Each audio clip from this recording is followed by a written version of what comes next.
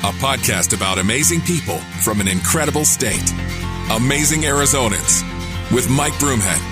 How could you do a podcast called Amazing Arizonans and not include my next guest, Luis Gonzalez? Thanks for doing this. Yeah, always a pleasure, Mike. Great to be here with you. Let's start. Obviously, we're going to get to the career. We've got to talk about the World Series, all of that. But I want to talk about when you were younger. Your family, are they Cuban immigrants? Yes. Your parents came to the U.S.? Grandparents, parents. I think it was just before Fidel Castro took over. They came over. I'm not sure how their route was to get there, but growing up in a Hispanic household was definitely a lot different than most other kids, born in the United States like I was, and my brother and sister. And the growing up in a hotbed of sports, I grew up a little bit south of you in Fort Myers, but you're a Tampa kid, and there's some names that you've been playing baseball with since you were a kid that were superstars in the Major League Baseball. A lot of them, came up in the Tampa Bay area, and our little leagues and American Legion ball and all that was very high school was very competitive. So, most towns, Texas and some of your Florida towns are big football. There are some baseball parts to it, but ours was strictly baseball where I grew up. It was a lot of big leaguers that were there, and we wanted to be the next generation of guys to follow. And you were. I mean, the guys on your American Legion team, I looked at part of your bio. Names like Gary Sheffield played for the same organization you did. Some of the big names, Tino Martinez. Yeah, we we played against each other a lot in Little League, and very competitive. Like every time I hear people talking about their Little League games, they had big crowds. We're talking about when we were 12 and 15 years old, having 2,000-3,000 people. At a Little League game. And then our state high school championship games were sold out at a spring training for the Cincinnati Reds at the time in Al Lopez Field, where is now Yankee Land. And when you could sell out a high school game just to see some of the top young high school players is pretty impressive. My youngest brother was all Southwest Florida in baseball and football at a small school called Bishop Verot High School. But he played in the sectionals against A-Rod. Oh, yeah. From Miami Westminster. And the same situation. You go down there to that stadium and watch that team play in high school baseball, and they'd be lined up an hour before the game to watch warm-ups. Yeah, it's a strong passion for sports, especially baseball, with the Hispanic community that there is there. Our parents never wanted us to play contact sports like football or anything like that because they're number one, Hispanic families are very protective of their kids, and they didn't want their babies to get hurt. Right. So, my mom was always, the teams wanted me to come out to play receiver, because I had decent hands, and they were like, no, he's not big enough, he can't play, and which I was upset at the time because when you're a kid, you want to play everything with your friends. But now that I look back at it, they were only looking out for my best interest. So was it always the dream? Was Major League Baseball always the dream? I would say yes, because of the simple fact that I idolized a lot of guys that were a little bit older than me in baseball and Little League. And I, after I was done playing at my 8, 9, 10-year-old game, my mom and dad would say, okay, let's go watch the older boys play. And then she would say, watch these guys play, which one of them was Fred McGriff, who just got put in the Hall of Fame recently, and Dave Magadan, another guy who was there and played at our same Little League. So, and they were left-handed hitters, and I was a left-handed hitter. So I would sit there and watch those guys play. And I knew that was something that I wanted to do. Hispanic area, coffee shops in the weekends. You go for your café con leche and Cuban bread. My dad was a baker, made Cuban bread. So when we would go do that, all the Hispanics were either playing dominoes or they were sitting around reading the newspaper, and they didn't care about teams. They cared about their players, their local hometown players. And I would always tell my parents, I want to be one of those guys one day that they're sitting there, reading about and things like that. And that was kind of my drive and motivation every day, is to make my parents proud, number one, and number two, to be a name recognition to come from your hometown. Do you still have connections in Tampa? Do you still stay in touch? I do. My parents have passed, but my sister's still there. My aunt and uncle are still there. So, and my best friend and his family. So I still have a lot of friends there. And I go back quite a bit just to go in and check up on everybody and just kind of go back home. It's interesting because I talk about my big claim to fame when I was a kid, as I was teammates with Deion Sanders. We played Pop Warner football together, so I know Deion growing up. But Is it odd for you to be one of the guys that people brag about? I used to play with Luis Gonzalez. I was teammates with Luis Gonzalez. Yeah, the only problem is they never say that he was a great player. They always say, I struck him out like 2 times. Stop. I never hear anybody say, oh, it's fun. I mean, I enjoy it. It's your dream, for me as a kid, because I used to be one of those little kids that would go to spring training in Florida and, go out there by the Cincinnati Reds, this big red machine at the time, 75, 76. And I would always stand out there for autographs, and I always said, man, I want to be on the other side of that rope, to be over there on the other side of the fence. And when I got that opportunity, I never forgot where I came from. I always tried to treat people with the utmost respect and treat people the way I wanted to be treated. That's the way I was brought up. We didn't have a lot of money, but it was all about appreciating what you have and work hard for everything else and don't take things for granted. Well, I've watched you with the fans. We've done some events together. We're both with Sanderson Ford. Right. We've done some things together. And I watched you one day in the blazing sun sign every autograph for everybody. This was after you were done playing. Yeah. And kids and parents were lined up, and you signed every autograph and took every picture. Why is that so important to you?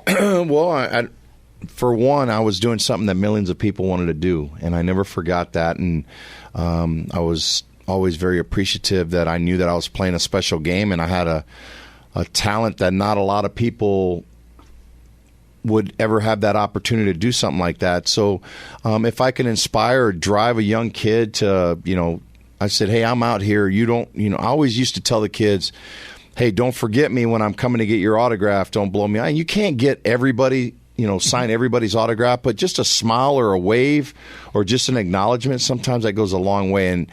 And I just always remember that as a kid. Sometimes I got shunned away from an autograph or things like that, and I always said, I don't want to be like that guy. I want to kind of be a special type player where everybody can feel comfortable around me. And, even when I was playing at the top of my game, I never really my kids, everybody, we never sheltered ourselves. We were always out there because I wanted to be a part of the community. I wasn't, like I can't talk to these people or anything like that. I'm still involved in the state fair here on the board. I love it. I love going out there. I'm a junk food junkie, and I love being around people. Did you, when you look at your career, did you ever imagine that you would be synonymous with a franchise like you are with the Diamondbacks? No, I think my first time when I ever got called up, and I got drafted in 1988 out of the University of South Alabama, and then I got a quick run through to the majors. I made it in 1990 September call up, and I remember going to the Astrodome as a little kid on a family vacation with friends. They took me along with them, and that was the only big league game that I'd ever seen live, aside from spring training games, and it was in the Houston Astrodome. And then so to come full circle and be drafted by the Houston Astros, and then to make my debut walking onto the field in the Astrodome, the thing that I had remember was the Bad News Bears. That was one of my favorite movies. And I remember, Bob Watson and those guys being in the dugout saying, let them play and stuff. And then to actually walk in there wearing a Houston Astros uniform into the dugout, looking out, seeing the crowd, I was like, I can't believe this is happening. And then I was only grateful to be there I didn't know how long I was going to play. Getting bubble gum and sunflower seeds and all you can, and then to find your career going as long as it did. I played my first 9 years in the big leagues on one-year contracts. And as I was getting older and playing on other teams, because I played for a long time, when I would tell guys that are standing out there guys were hitting like 200 or 210 talking about a multi-year contract, I was like, you guys are crazy. You realize that I played on one-year deals for my first 9 years. So every year I had to go out there and win my position. And there was guys coming in every year trying to take my job. And I never wanted to sit out. Even when I was not feeling at my best, even when I had injuries, I would hide through those injuries and not say anything because I knew that window would close. And that's the way I always felt. And that's the way I was brought up. I was brought up to, if something happens out there, you go right back outside. You don't shelter in the house. You go right back out and you face, head on. I remember watching the Marlins start because I was living in South Florida at the time. And then I came out here and the Diamondbacks started. And I remember being such a fan, and I love baseball, and watching that team play. And when introductions happen, when you guys run out on the field or you guys get introduced, you know that you would get the loudest cheer in the stadium. I mean, unless Randy Johnson was pitching, and then it was 50-50. But what's that like? I mean, to be, the Suns have Charles Barkley, and you've got Larry Fitzgerald with the always going to be a Cardinal, Shane Doan with the Coyotes. And when people think about the Diamondbacks, your name is synonymous with that franchise. What's that like? It's an incredible feeling because I always took it as a responsibility. I was representing the name on the front, but also representing my family name on the back and representing the community and all the people that were there. I always took it as they're coming to see me play. That's the mentality that a lot of great athletes have when they, play for such a long time, is they don't have their great days, but they find a way to drive through it and get through it. And, it's just like work for people. It gets monotonous at times. But I was doing something that everybody was sitting in the stands wishing that they could be where I was at. And that's the way I approached it, as I'm doing something very special. And I know that it can get taken away from me at any time. So enjoy it as much as you can and appreciate it.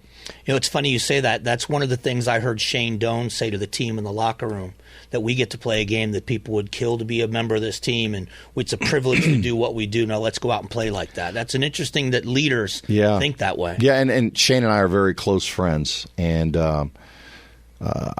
fortunately for me, I became good friends with him and Fitzgerald and some of the great players that have played here in the state of Arizona on different teams. And I think that's the respect that you have for other guys. And you watch other players and how they go about their business and how they treat people. That's a big thing for me, because I always, even when I, go down and I'll speak to some of our draftees or our minor league players, I said, you could be the greatest player in the world, but there's going to be other players that come behind you that are going to be even bigger and better and stronger and things like that. But I said the impact that you make is on the people off the field.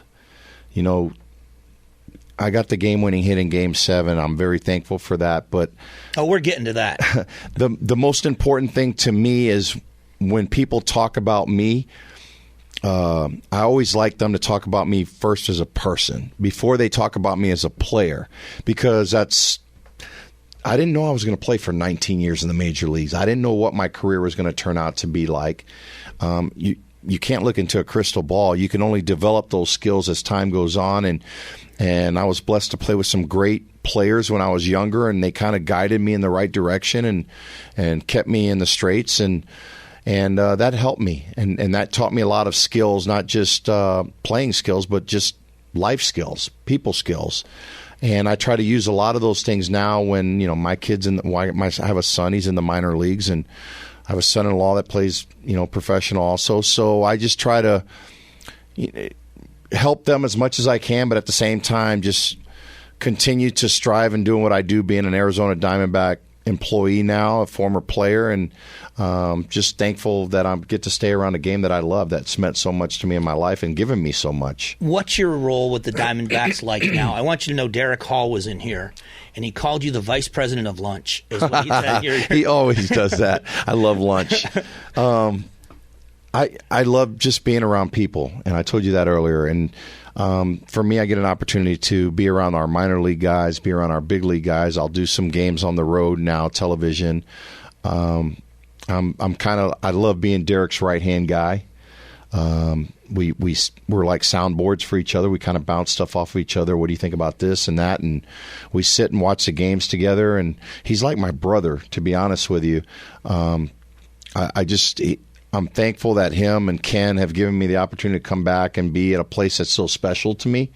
Every time I walk into that stadium, I'm thankful every day that I get an opportunity to walk into a building with a badge with my name on it and as an employee. And I've had so many great memories there.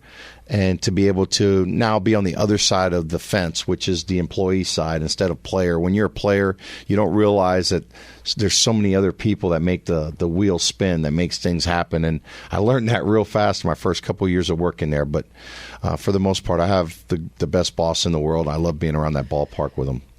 You have to be very proud of this team because they're all very young, but this is a truly homegrown team. Yeah. And that's got to be special for you. Derek talked about it a little bit. It's got to be special to see the development of this young talent. It is, and it happened a few years ago when the team got to the playoffs.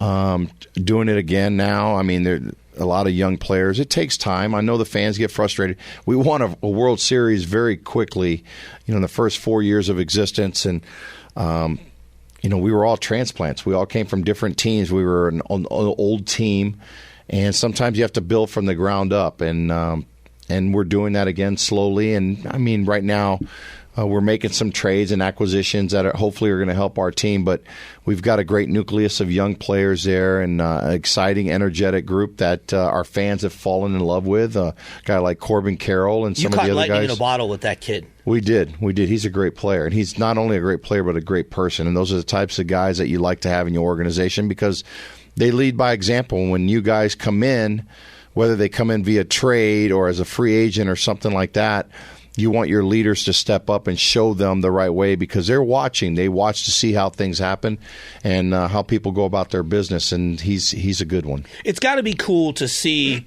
people show up to the games wearing the Gonzo jersey still, or the Randy Johnson jerseys, kind of the throwback stuff. But I was at the game. It was the series opener against Tampa. And the D-backs won the game, but we were counting as we were looking around at the number of Corbin Carroll jerseys that kids and parents are wearing. I mean, now it's great to see that there is now a generation that these fans are really in love with some of these players. Absolutely. The number 7 jersey is selling fast. So it's good. I mean, it's great for the Valley. The state, when you have players like, Corbin Carroll, young player, Devin Booker, who's another great young player for the Suns, and, Kyler Murray, hopefully he gets back from his injuries and back out on the field. But these are young stars that the younger generation always look up to. And, the parents are always going to buy their kids, who they respect, number one, and who they feel like, okay, this is a great kid, a great role model that you can have. Your parents are always I would hope they're always your role models, but there's always an athlete out there that a kid wants to emulate or try to be like and say, I want to play like that guy. I hope I can play as long as that guy, and things like that, and then hopefully that happens. So let's talk about the World Series because it had to be a mixed bag. 9/11 happened. You're playing the Yankees. Yeah. You go to New York. So I want to get into the games and how it all ended in that it was a fairy tale in Game 7. But what was it like to be in New York during that time and witness what you guys witnessed? Yeah, it was, on the flight over, we won Games 1 and 2 here in Arizona. And, obviously flying to New York to play 3, 4, and 5. You fly in a day early. You have an off day for media and different things like that, prepping for the game.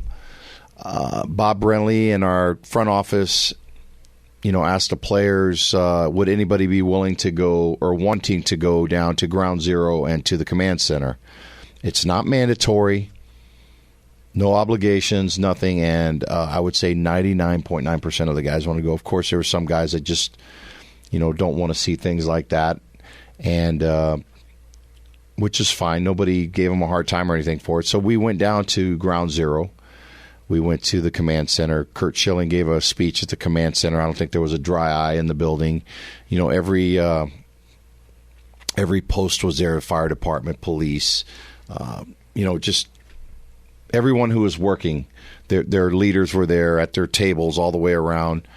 Then we went down to Ground Zero, and that was where things really got real. It was an eye-opening experience because what we were watching on television, now we're seeing live.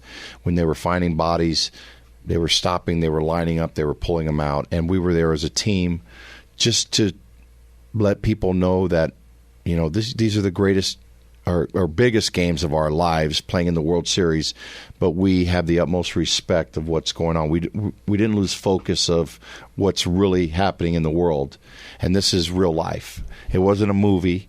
It was real life of what was going on, and for us to be around that and stuff, it was something that I'll never forget, and just seeing all that and going to that fire station that sits just outside of where those trade centers were, that a lot of stuff went down around it, and that firehouse is still standing.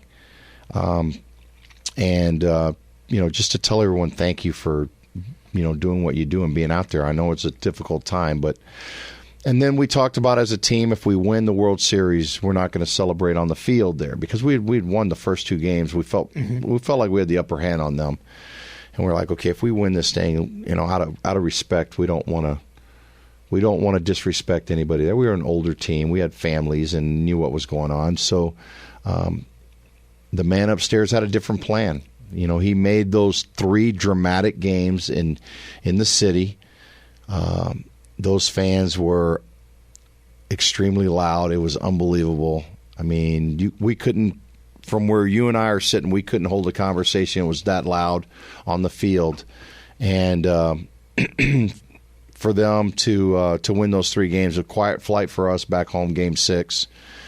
Then we won Game 6 to go into Game 7. But it worked out great in the end for us to win it at home. But, for those 3 nights in the city, they've got to celebrate a little bit. I always say sports brings people together, makes people forget of hard times and what's going on. And that was the right healing moment for a lot of people in the city and across the country. Now, I heard a story that some of the players, and I think you might have been one of them, had kids that were in the same school together. And at some point, did you talk to the kids? Was there like an assembly, or were you talk to them about 9/11? Did that happen with some of the players? Here in Arizona? I think for my kids, just talking a little bit, it wasn't like a planned assembly or anything like that. But yeah, just to kind of, and my kids were still little at the time. But some of the other kids or the teachers wanted to know what was going on and things like that, just to kind of give them a little bit of information. But it's a traumatizing time for a lot of people. I mean, we're thousands of miles away, but when you got out there, there was a lot going on in that city, a lot of extra security. Even us as the players, people knew who we were, but we still had to, do the common thing like everybody else had to do. We had to go through the metal detectors. We had all the dogs going through our locker room. They had the snipers in the light towers during the game, and it was just something. It was different. It wasn't just go out there and play and not worry about it. You thought about it when you first got out on the field, and of course, President Bush went out there and threw that perfect strike.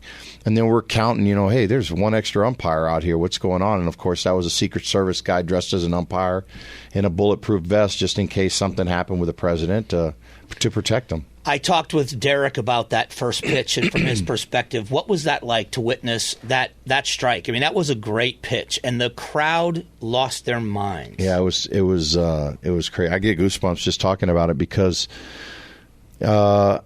the country needed something like that just to show that we're not backing down, and for him to go out there and then throw the strike and then give the thumbs up, and pretty cool. Pretty cool.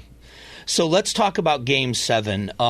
Before we get into how it ended, I'll tell you what happened post-game to go with what you said about the Yankees celebrating. I didn't get to go to Game 7, but when we won, a bunch of us went downtown because we wanted to be a part of the celebration after the game. And the streets were just filled. Phoenix cops in riot gear, not a problem anywhere to be seen. Yankee fans actually congratulating and high-fiving Diamondback fans because of all the years they knew what it was like to see the World Series, that they were actually kind of happy.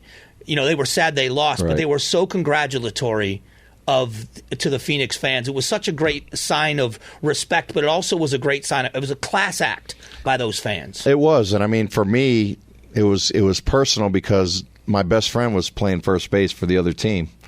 And, there was a lot of pub about it before the series started. And then, later on I say that night, but early in the morning, 2, 3 o'clock in the morning, when you finally, everything settles down, you're celebrating with your family and friends and everything. And then you check the thousands of messages that you got. One of my first ones was from Tino Martinez, who was the first baseman with the Yankees at the time, telling me, hey, congratulations, I'm so happy for you. And I'm like, shoot, you guys won 3 in a row. Can you give us one? And he said, no better person to get that hit than you. I'm so proud of you and happy for you.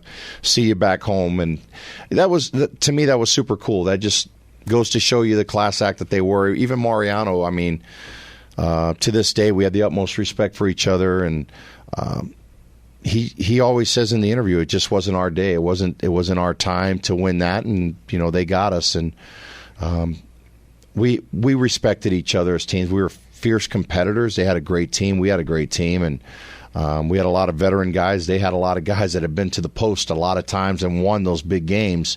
So we knew it wasn't going to be an easy fight. But for us to win that here at home in front of our home crowd and to see the celebration and things, it was crazy. I mean, I remember getting up before Game 7 in the morning. I had my routine whenever we played games. I always stopped at a Starbucks. I live over in Scottsdale.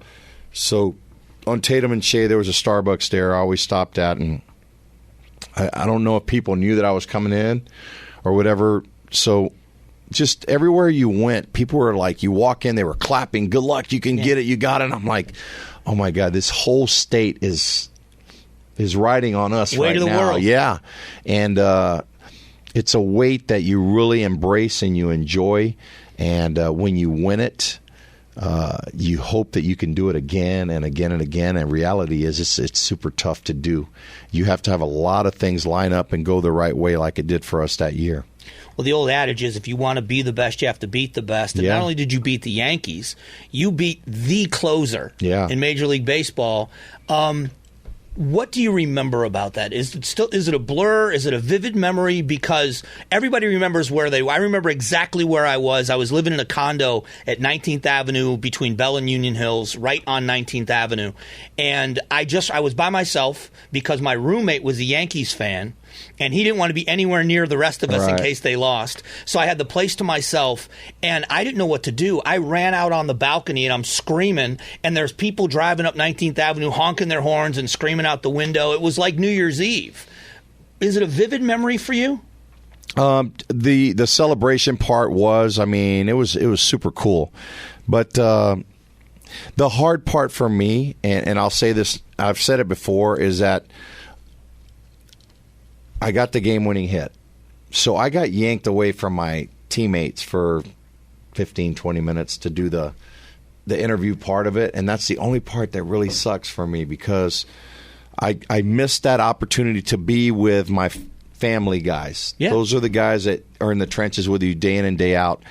And at the moment, everybody's trying to get you because you're the key guy that helped win the World Series. Everybody wants to get that moment interview, so I'm doing the live shot for Fox, and then after I'm out there hugging everybody, then I go in the locker room and I get the last bit of champagne fizz that's coming out, and I'm like, oh, I missed everything. And then you think, okay, well, that's okay because it'll happen next year, but it doesn't.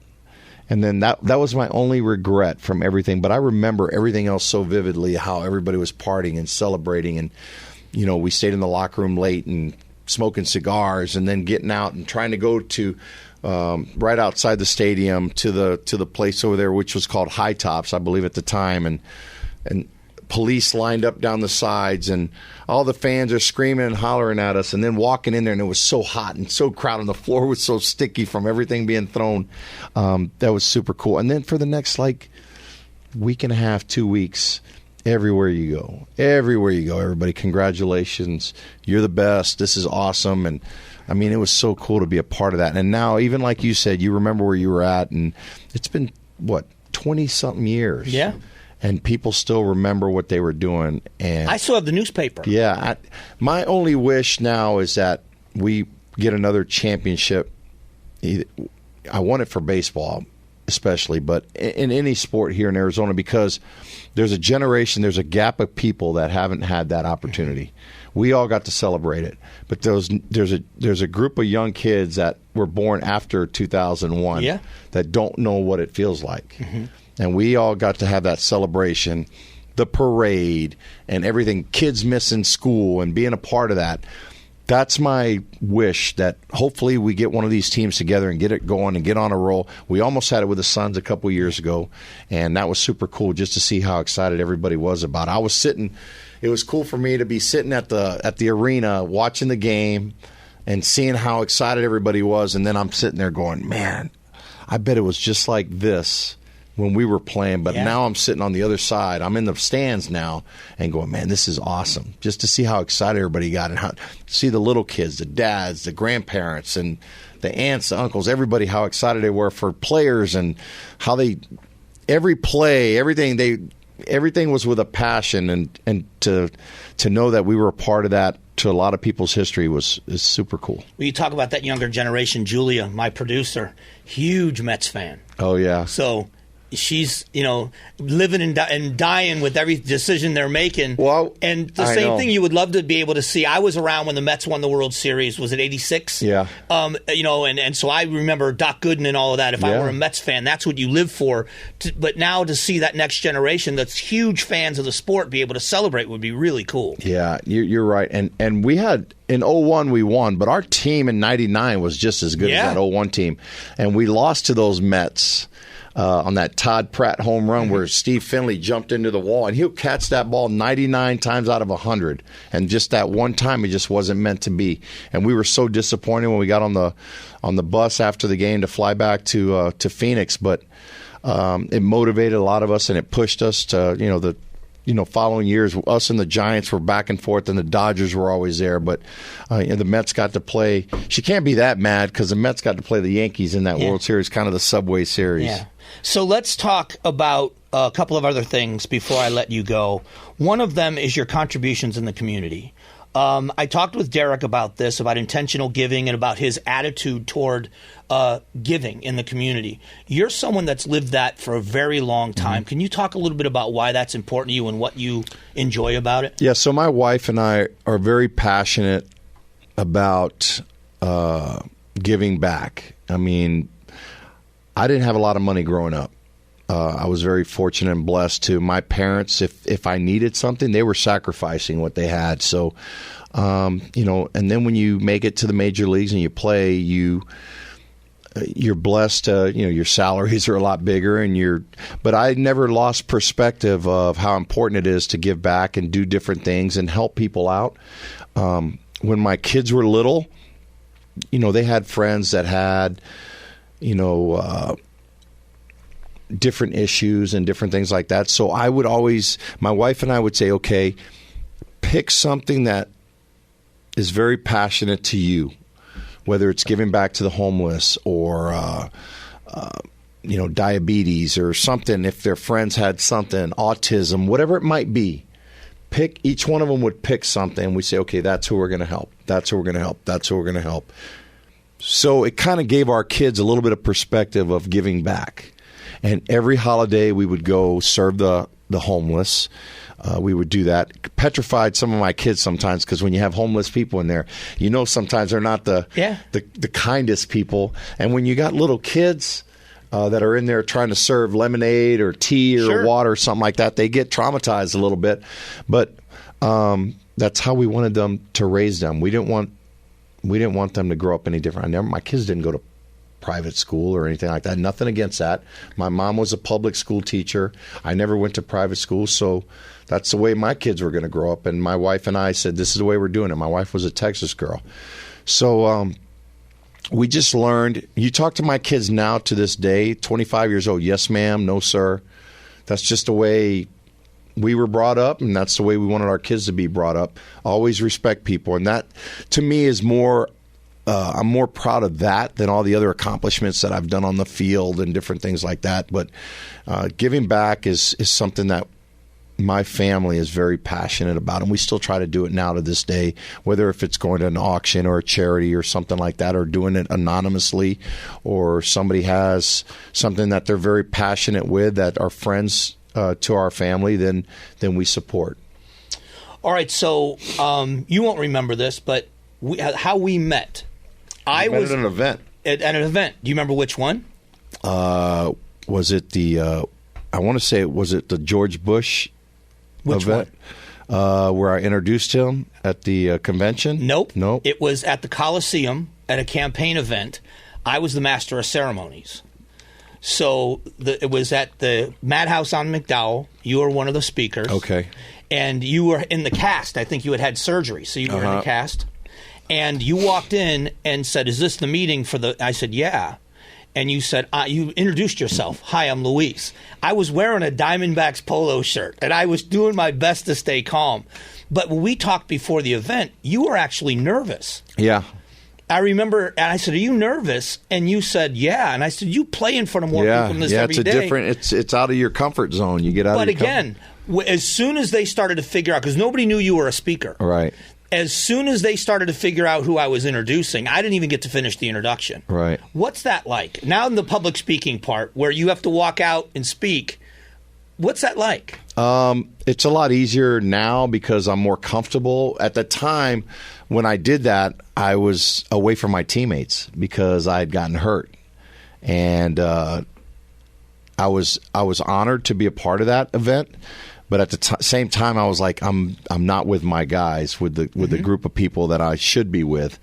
But it was a new experience for me, and I love stepping out of my circle a little bit and doing stuff like that. And I got to meet great people like yourself and a bunch of other ones that were there. And for me, it's all about relationships, and I've gotten to meet a lot of cool people doing what I love to do, which is being out in the community and just being a part of it. But you know, you're right. I could step into a batter's box, and I could still do it now with 50, 60,000 people and not think about it. I can strike out or get a hit, whatever. But when you have to do something that you're really, I wouldn't say uncomfortable, because now I feel easy and at ease doing it. But when it's something that you didn't really do a lot in your life and you got to do it, and then you're like, oh, shoot, how do I get by this? But you learn how to breathe, take a deep breath, and focus in on something, and then just kind of learn and go from there. But, you know, yourself and a bunch of other people were very welcoming to me, and that eases it a lot of times. And that's what the same way you treated me when I got there, you were like, hey, you're going to do great and things like that. That's what I try to do as a teammate, or when, as a player, somebody walked into the locker room for the first time, or they brought their family members in or whatever. I wanted them to feel like this is a special place, and I'm getting to meet one of the special guys at this place. And I want it because so few people get to do that or have those opportunities, and I wanted them to remember that. Even as a player, when I was playing, when I would throw the ball into the stands after, before the inning would start, I would always try to pick somebody out, like a little kid or somebody with a glove, even an adult or whatever, and try to make that perfect throw. And if they caught that, they will never forget that the rest of their life. And I still, to this day, I'm 55 years old, and I'll get a 30-year-old guy or 25-year-old kid coming up to me and said, hey, I caught a ball one time from you in the outfield, and that makes me feel so good. They didn't remember what the hell I did in that game. I could have went 0 for 4. I could have went 3 for 4 with 2 home runs, whatever. But they remember catching that ball, and that's the impact that I really enjoy about being in sports. Did you ever have any interaction with the president, with Bush, with W? I did. We were very close. We were. My wife's a Texas girl. He was in Texas, and a baseball guy. Yeah. So I was on one of his committees, the Service and Civic Participation Committee. So I got to fly to Washington a couple times a year, and Cal Ripken was on that committee. Steve Young was on that committee. A couple athletes were on it, and he invited me to be a part of that, and I was super pumped to be on it. And I remember we had opening day in Washington against the Nationals, and he came out to throw out the first pitch, and he came in the locker room, and he came right over to me. And he said, hey, Gonzo, good to see you. And everybody in our locker room was freaking out. They were like, how the hell do you know the president? Yeah. And I was like, oh, we go way back, because his dad was part owner of the Texas Rangers at the time, and he was a big sports fan, and my wife is from Texas. And he asked me, hey, how's Christine and the triplets? And everybody's like, going, oh, my God. And he's smart. He remembered the names. And he goes, hey. And I go, hey, they're in town for the game. He says, come tomorrow to the White House. I'm flying out in the helicopter. I want you to come over. And I said, really? And he goes, yeah. And then he brought his assistant over, and then, I had to give my wife and the kids names, and my in-laws were with me. And sure enough, the next morning we got up real early, went to the White House, and he was getting ready to fly out, and we were behind the ropes, and there's all the reporters are standing over there, and a bunch of other people, and he's getting ready to get on the helicopter, and as he's walking up, he turns and he sees us. And he goes right back down the steps, and he runs right over to us. And I have a great picture of him on his knees shaking my kids' hands. And everybody's looking, and the Secret Service is kind of looking too, because they're like going, "Where's he going?" And then he said, "I'm going to get on the chopper, and I'm going to call, and they're going to come out and get you." And then Andrew Card came out and grabbed us and said, "The president would like y'all to go into the Oval Office." So we went in there, and we were at the desk and stood in there, my wife and them, and then he took off in the helicopter. He was waving at us on the way out, and it was super cool. And he's been great. Everybody loves him. I had a few conversations with him. I lost a brother in Iraq, and he was the president then, and remembered me every time we talked, and I knew it was genuine that he remembered me and my family and was always so gracious about my mom. And it was one of the reasons why I'm happy now that people get to see him for the human being he is, with his support for veterans, because he's a good guy, whether you agree with his politics or not. And I supported him. I was on his veterans. I traveled the country as a volunteer for the veterans stuff. But he's a good man, and he genuinely cares about people. Yeah, and I don't mean to get into politics, but doesn't it suck the way everything is now? I mean, people pick friends now because of who they vote for and who they don't, instead of just loving each other and just fighting for our country. I mean, we have the greatest nation in the world. Everybody's trying to come here. Yeah. And we lose so much perspective on that. And I get so upset watching the news and politics and things like that. And I've lost friends because of who I support. And I mean, that's the right we have in the state to support who you want us. And I've had people call me and go, "Why are you?" And social media is the worst, because people say, "Well, we don't like you anymore as a player or a person because of who you're supporting." Well, that's the right we have as being Americans. I never go out there and say, "Well, I don't like you because you support that." I mean, it shouldn't be like that. We should all, we're all fighting for one thing, and it's, for our country and the freedom. Your brother lost his life fighting for our country. Yeah.